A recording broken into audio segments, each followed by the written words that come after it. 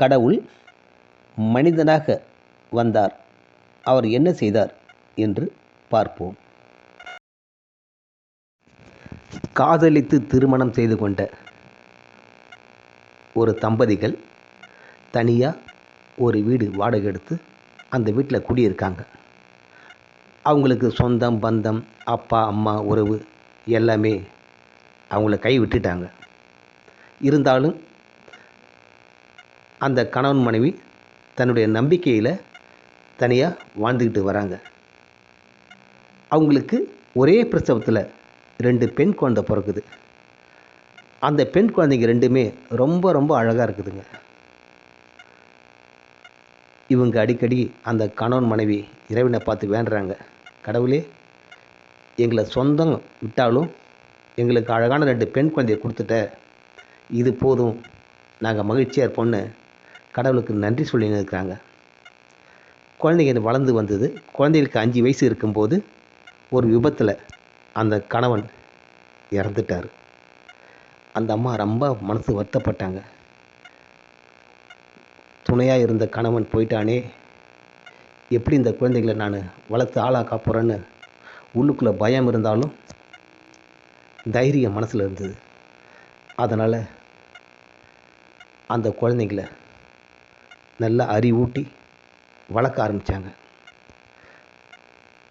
அதனால் அவங்க பல அவமானங்கள், பல நெருக்கடியான சம்பவங்கள், பல துயரமான பேச்சுகள் இதெல்லாம் தாங்கி தாங்கி தாங்கி தாண்டி அந்த குழந்தைங்கள வளர்த்து வந்தாங்க. அந்த குழந்தைங்களும் நல்ல அறிவோட நல்ல ஒழுக்கமாக ரொம்ப அழகாக அந்த குழந்தைங்க இருந்தது. அம்மாவுக்கு 2 பிள்ளைங்களும் பார்த்தா 2 கண்ணு மாதிரி இருக்கும். பிள்ளைங்கள அப்படி பார்த்துக்குவாங்க. அந்த பிள்ளைங்களும் அம்மா மேலே அவ்வளோ அன்பாக இருக்கும். அந்த குழந்தைங்களுக்கு வயசு 18 ஆச்சு. நல்ல கல்லூரி படிக்கிற நேரத்தில் திடீர்னு ஒரு நாள் கடவுள் வீட்டுக்கு வந்தார். கடவுளை பார்த்த அந்த அம்மா, ஐயா நீங்கள் யார், நேராக உள்ளே வரீங்க அப்படின்னு கேட்டாங்க. உடனே கடவுள், நான் தாம்மா கடவுள், அதனால தான் உரிமையாக உள்ளே வந்தேன் அப்படி சொன்னார். அந்த அம்மா நம்பலை. ஐயா நீங்கள் கடவுளாக இருக்க முடியாது, தயவுசெய்து வெளியே போயிடுங்க அப்படின்னு சொன்னாங்க. கடவுள், நான் உண்மையிலே கடவுள் தாம்மா, மனித ரூபத்தில் வந்திருக்கேன், நீ வேணா என்னை பரிசோதிச்சுப்பார் அப்படின்னு சொன்னார். உடனே அந்த அம்மா யோசித்தாங்க. சரி, நான் என் மனசில் 3 நினச்சிக்கிறேன், அந்த 3ஐயும் நீங்கள் சரியாக சொல்லிட்டீங்கனாக்கா நீங்கள் கடவுள் அப்படின்னு ஒத்துக்கிறேன்னு சொன்னாங்க. அதுக்கு கடவுள், சரி நீங்கள் மனசில் 3 நினச்சிக்குங்கன்னு சொன்னார். அந்த அம்மா கண்ணை மூடிக்கின்னு ஒரு 10 வினாடி மனசுக்குள்ளேயே தான் நினச்ச அந்த 3ஐயும் நினச்சிக்கிட்டாங்க. கொஞ்சம் நேரம் சென்று அவங்க கண்ணை திறந்து, ஐயா நான் என் மனசுக்குள்ளே 3 நினச்சிக்கிட்டேன், இப்போ நீங்கள் அதை சரியாக சொல்லுங்கள், நீங்கள் கடவுளா இல்லையான்னு பார்ப்போம்னு சொன்னாங்க. அந்த கடவுள் சிரிச்சுக்கிட்டே, அம்மா நீங்கள் முதல்ல நினச்சது என்னுடைய கணவன் இப்போ உயிராக வந்தால் எப்படி இருக்கும் இதான் நினச்சிங்க. இதை கேட்டதான் அந்த அம்மா ஆச்சரியப்பட்டாங்க. ஒன்றும் புரியல, அமைதியாக ஆயிட்டாங்க. கடவுள் சின்னதாக சிரிச்சுக்கிட்டு, அம்மா நீங்கள் 2வது நினச்சது என் 2 பெண் பிள்ளைகளும் நல்ல கணவனோட எந்த குறையும் இல்லாமல் நிம்மதியாக வாழணும்னு நினச்சிங்க. இதை கேட்டது அந்த அம்மா படபடத்துட்டாங்க. என்ன செய்யுதுன்னு தெரியல. அவங்க கண்ணில் தன்னை அறியாமல் கண்ணில் தண்ணி வருது. ஒன்றும் புரியாமல் நிற்கிறாங்க. அந்த கடவுள் சின்னதாக சிரித்தார். சிரிச்சுக்கிட்டே சொன்னார், அம்மா நீங்கள் 3வதாக என்ன நினச்சிங்க தெரியுமா? ஒரு அரசியலை நினச்சிங்கம்மா. அதாவது நாம் தமிழர் கட்சி சீமான் உயிரோடு இருக்கணும். அவர் இருந்தால் தான் எல்லா உயிரையும் ஒன்றா பார்ப்பார். கனிம வளங்கள் கொள்ளடிக்க மாட்டாங்க. இயற்கை அப்படியே இருக்கும். இதை நினச்சிங்க இல்லையா? இதை கேட்டது அந்த அம்மா கடவுள் காலில் விழுந்துட்டாங்க. ஐயா, உண்மையிலே நீங்கள் கடவுள் தான் ஐயா. அவங்களுக்கு படப்படப்பு ஒன்றும் புரியலையே. ஆனால் எப்படி நீங்கள் மனிதனாக வந்துக்கிறீங்க? இல்லைம்மா, நான் ஏன் இங்கே வந்தேன் அந்த செய்தியை சொல்கிறேன். இப்போ நான் கடவுள் நீங்கள் ஒத்துக்கிட்டீங்களா நீ கேட்டார் அந்த அம்மா. ஐயா, நீங்கள் கடவுள் தான் ஐயா, நீங்கள் கடவுள் தான் ஐயா. சொல்லுங்கள் ஐயா, எதுக்கு எனக்கு தரிசனம் கொடுத்தீங்க அப்படின்னு அந்த அம்மா கேட்டாங்க. அதுக்கு கடவுள் சொன்னார், இப்போ நான் இங்கே வந்தது உங்களுக்கு நல்லது செய்ய இல்லைம்மா, ஒரு கெட்டது இங்கே நடக்க போகுது. அதை உங்கள் அனுமதியோடு செஞ்சுட்டு போகலான்னு வந்துக்கிறேன்னதும் அந்த அம்மாவுக்கு ஒன்றும் புரியல. பயம் வந்து போச்சு. கடவுளே, சாமி என்ன சாமி இது? கெட்டது கெட்டதுன்னு சொல்கிறீங்க, எனக்கு புரியலையே சாமி. என்ன சாமி? கெட்டது எதுவும் இங்கே நடக்கக்கூடாது, ப்ளீஸ் சாமி, கெட்டது நடக்காமல் பார்த்துங்க சாமி அப்படின்னு சொல்லி கெஞ்சினாங்க. கடவுள் இல்லை, நடந்தே தீரும். அதாவது நீங்கள் மனசை ரொம்ப திடமாக வச்சுக்குங்க அப்படின்னு சொன்னார். அந்த அம்மா பயந்துன்னு பார்த்தாங்க. உங்கள் 2 பொண்ணில் எந்த பொண்ணு உங்களுக்கு வேணும்? சாமி, என்ன சாமி இப்படி கேட்குறீங்க? எனக்கு என் பொண்ணுங்க 2மே 2 கண்ணுங்க. இதில் எந்த பொண்ணு வேணும் வேணான்னு சொல்லுவேன். என்ன சாமி, எனக்கு புரியல சாமி இப்படின்னு கெஞ்சினாங்க. அது கடவுள், ஒரு பொண்ணை கண்டிப்பாக நான் இங்கே கொல்ல போகிறேன். அந்த பொண்ணு உயிரை நான் எடுக்க போகிறேன். அதனால் நீங்களே சொல்லுங்கள், எந்த பொண்ணு உங்களுக்கு வேணும், எந்த பொண்ணு வேணாம். அவங்க அழுதாங்க. சாமி, என்ன சாமி, ஏற்கனவே கணவனை பறி கொடுத்துட்டேன், இப்போ என் 2 பொண்ணுங்களை ஒரு பொண்ணை கேட்குறியே சாமி, தாங்க முடியல சாமி, வேணா என் உயிர் எடுத்துக்க சாமி இப்படி கெஞ்சினாங்க. கடவுள் எதுவுமே செய்ய முடியாது. அந்த பொண்ணு உயிரை நான் எடுத்தே தீருவேன், வேறு வழி இல்லை. எந்த பொண்ணு உங்களுக்கு வேணும், எந்த பொண்ணு வேணாம் சொல்லுங்கன்னு திட்டவட்டமாக கேட்டார். இதை தாங்க முடியாமல் அந்த அம்மா திடீர்னு கடகடன்னு ஓடி பக்கத்தில் ஒரு பெரிய கிணறு, அந்த கிணத்துல போய் விழுந்துட்டாங்க. இதை மாடியிலேருந்து யாரோ ஒருத்தர் பார்த்துட்டார். அவர், அஜய்யோ பாருங்கள், சுகுணா அம்மா கிணத்துல விழுந்துட்டாங்க, சுகுணா அம்மா கிணத்துல விழுந்துட்டாங்கன்னு கத்தனார். எல்லாம் ஓடியது தூக்குனாங்க. கடவுள் இதை பார்த்துக்கிட்டு இருந்தார். ஆனால் கடவுளை அங்கே இருக்கிறவங்களுக்கு யாருக்குமே தெரியல. இந்த அம்மாவுக்கு மட்டும்தான் அந்த கடவுள் தெரிஞ்சிருக்காரு, மற்றவங்க யாருக்குமே கடவுள் தெரியல. அந்த அம்மாவை தூக்கிட்டு வந்தாங்க. அந்த அம்மா நல்ல வேலை உடனே தூக்கிட்டாங்க. அதனால் அந்த அம்மா கண்ணு முடிச்சு பார்க்குறாங்க, கடவுள் இருக்காரான்னு பார்க்குறாங்க, கடவுள் இல்லை. அழுகுறாங்க அந்த அம்மா. ஈர துணியோட ஈர சேலையோட அவங்க வீட்டில் வந்து கிடத்துறாங்க. கிடத்துட்டு, என்னம்மா நீ 2 பொண்ணுங்களை அழகாக படிக்க வச்சு அழகாக ஆளாக்கி வச்சுக்கிற, நீ போய் இப்படி கிணத்துல வேலாமா, என்னாச்சு, பைத்தியமா நீ இப்படி பேச ஆரம்பித்தாங்க.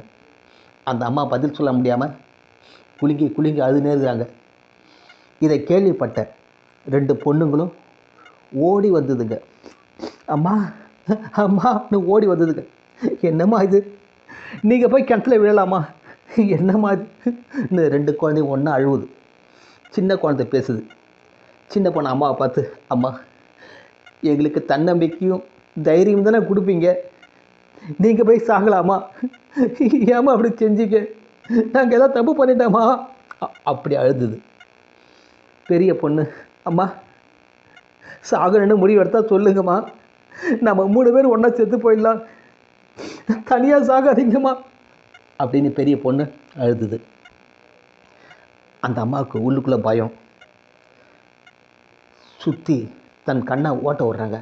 அங்கே எங்கேயும் சுற்றி சுற்றி பார்க்குறாங்க. கடவுள் வந்துடுவாரா? கடவுள் வந்துடுவாரா? பொண்ணை கேட்டுருவாரா? பொண்ணை கேட்டுருவாரா? அந்த பயம் அவங்க மனசுக்குள்ளே இருக்குது. கடவுள் மறுபடியும் மனித உருவில் அந்த வீட்டுக்குள்ளே வந்தார். கடவுளை பார்த்ததும் அந்த அம்மா பயத்தோடு எழுந்து கும்பிட்டு, ஐயா ஐயா, என் பொண்ணுங்களை விட்டுடுங்க ஐயா, என் பொண்ணுங்களை விட்டுடுங்க ஐயா, உங்கள் காலில் வந்து கெஞ்சி கேட்குற ஐயான்னு அந்த கடவுள் காலில் விழுந்தாங்க. அங்கேருந்த 2 பொண்ணுக்கும் புரியல. ஐயா, நீங்கள் யார்? ஏன் உங்களை பார்த்து அம்மா இப்படி கும்பிட்றாங்க, பயப்படுறாங்க, அழறாங்க?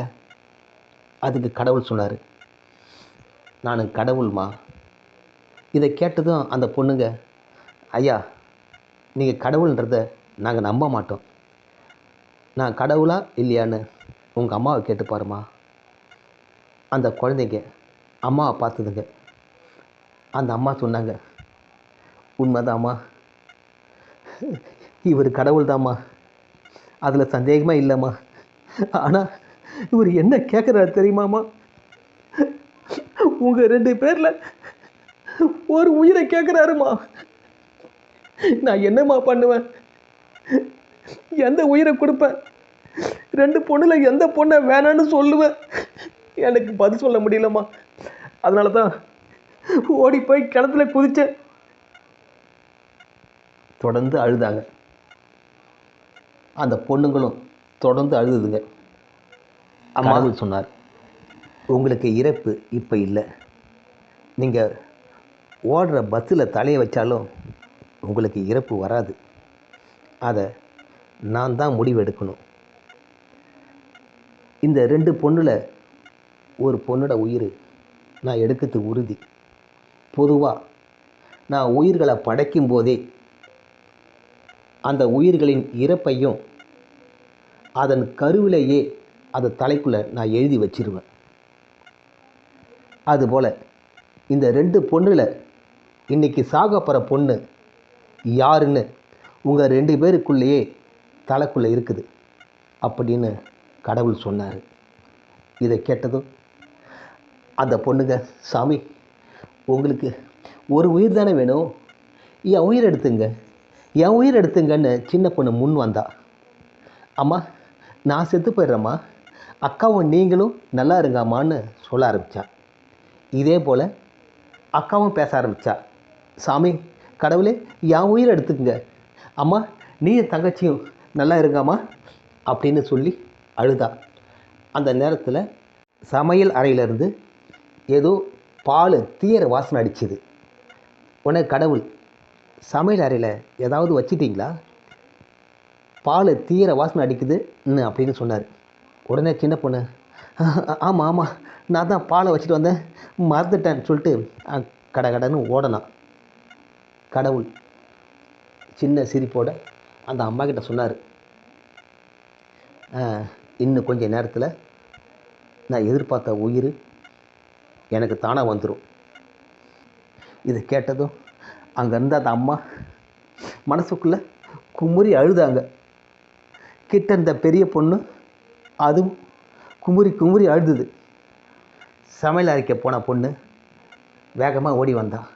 ஓடி வந்து, அம்மா அடுப்பு அணைச்சிட்டம்மா, சாமி என் உயிர் எடுத்துக்க சாமி, என் உயிர் எடுத்துக்க சாமின்னு கெஞ்சினா. கடவுள் சொன்னார், 2 பேரில் யார் உயிரை கொடுக்க போகிறீங்க, கொடுங்கன்னு கேட்டார். சின்ன பொண்ணு, சாமி என் உயிர் எடுத்துங்க, என் உயிர் எடுத்துங்கன்னு முன்னு ஓடிந்தா. பெரிய பொண்ணும் என் உயிர் எடுத்துங்க சாமி, என் உயிர் எடுத்துங்க முன்னு ஓடிந்தா. சின்ன பொண்ணு திடீர்னு மயங்கி விழுந்தா. அவள் வாயிலேருந்து ரத்தமும் புகையும் வந்தது. ஒன்றும் புரியல. அம்மா அம்மா என்னமாச்சு, அம்மா எழுந்துருமா எழுந்துருமான்னு சின்ன பொண்ணை தட்டி எழுப்புறா. சின்ன பொண்ணு, அம்மா எங்கள் 2 உயிரில் ஒரு உயிர் தானே கடவுள் கேட்டார், அதுக்கு என் உயிரை கொடுக்க நான் முன் வந்துட்டேம்மா. அதனால் நான் சமையல் அறையில் இருந்து ஆசிரியரை எடுத்து குடிச்சிட்டேம்மா. கடவுளே கடவுளே, இப்போ என் உயிரை எடுத்துக்கவில்லைன்னு மயங்கி கீழே விழுந்துட்டா. அவள் வாயில் ரத்தம் வந்துன்னே இருந்தது. கடவுள் அமைதியாக நின்றுந்தார். அந்த அம்மாவும் அக்காவும் அடிச்சுக்கிட்டு அழறாங்க. பிள்ளைய கூப்பிடு, பிள்ளைய தூக்கு, ஹாஸ்பிட்டலுக்கு கொண்டு போகலாம், பிள்ளைய தூக்கு, மருத்துவமனைக்கு கொண்டு போகலாம், பிள்ளைய தூக்கு, ஐயோ யாரோ ஓடியாங்களான்னு கத்துறாங்க. கடவுள் சொன்னார், நீங்கள் எப்படி கத்தினாலும் அவள் உயிர் பிழைக்க மாட்டா, அவள் இறந்துட்டா, நீங்கள் வேறு வேலையை பாருங்கள் அப்படின்னு சொல்லிட்டு கடவுள் மறைஞ்சிட்டார். கடவுள் மறைஞ்சதும் அந்த பெரிய பொண்ணு அம்மாவும் கதறி அடித்து சின்ன பொண்ணு தூக்கி அழறாங்க. பொண்ணு இறந்து கிடந்தது. ஒரு அசரறி, அதாவது கடவுள் குரல் மட்டும் கேட்குது. எனக்கு சின்ன பொண்ணு உயிர் தான் தேவை, ஆனால் அந்த உயிரை எடுக்க எனக்கு மனசு வரல. ஏன்னா தாய் பாசம் அவ்வளோ இங்கே இருந்தது. அதே போல் சகோதரி பாசம் அதிகமாக இருந்தது. எப்படி இந்த பாசத்துக்குள்ளே நான் ஒரு பிரிவை உண்டு பண்ண முடியும்? அதனால் எனக்கு மனசே வரல. அதனால் மனித அவதாரம் எடுத்தேன். நேராக வீட்டுக்குள்ளே வந்தேன். என்னுடைய கருத்தை சொன்னேன். அதை புரிஞ்சிக்கிட்டு நான் எதிர்பார்த்த உயிரை தானாக அந்த பொண்ணே வந்து கொடுத்து போச்சு.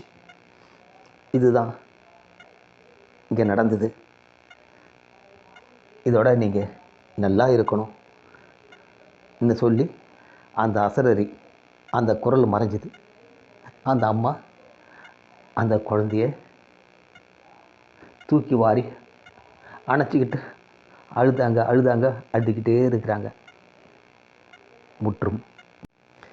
இந்த கதையில் கதாசிரியர் என்ன சொல்ல வராருன்னா, இறைவன் உயிர்களை படைக்கும் போதே, அதாவது மனித உயிர்கள் மட்டுமல்ல, உலகில் எந்த உயிர்களை படைத்தாலும் அந்த உயிரின் இறப்பை அதன் கருவிலேயே இறைவன் எழுதி அதன் தலையில் பதிய வைத்து விடுகிறான். இதுதான் உண்மை. அதன்படி அனைத்து உயிர்களும் இயங்கி வருகிறது. நாமும் அப்படித்தான் வாழ்ந்து வருகிறோம். நன்றி. கதை ஆசிரியர் இ. பச்சையப்பன், உதவி இயக்குனர். நன்றி.